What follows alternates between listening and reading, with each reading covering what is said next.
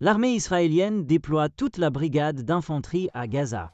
Les forces israéliennes ont déployé toutes les brigades d'infanterie et blindés de l'armée à Gaza, ont rapporté les médias locaux samedi.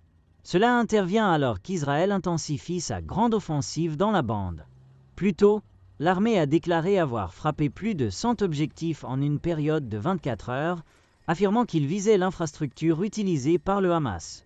Le ministère de la Santé de Gaza a déclaré que les corps de 79 personnes tuées dans les frappes israéliennes ont été amenés dans les hôpitaux. Ce nombre n'inclut pas les hôpitaux dans le nord touché, qui restent inaccessibles car entourés par les troupes israéliennes empêchant quiconque de sortir ou d'entrer dans les établissements. 9 des 10 enfants d'une médecin figuraient parmi les tués vendredi, a confirmé le ministère de la Santé, rapporte BuzzPlus. Ala Najjar, qui est pédiatre à l'hôpital Nasser, était de service lorsqu'une attaque aérienne israélienne a frappé sa maison. Elle avait couru chez elle pour trouver la maison de sa famille en flammes. Le mari de Najjar a été grièvement blessé et leur seul enfant survivant, un garçon de 11 ans, était dans un état critique. Les 9 enfants tués dans l'attaque avaient entre 7 mois et 12 ans. 2 des enfants sont restés sous les décombres.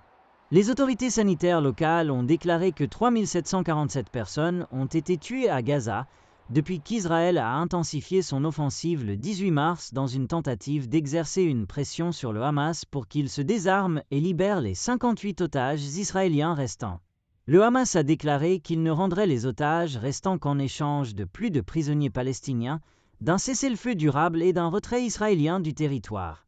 Le Premier ministre israélien Benjamin Netanyahou a rejeté ces conditions et s'est engagé à maintenir le contrôle sur Gaza et à faciliter ce qu'il appelle une émigration volontaire de la majeure partie de la population palestinienne.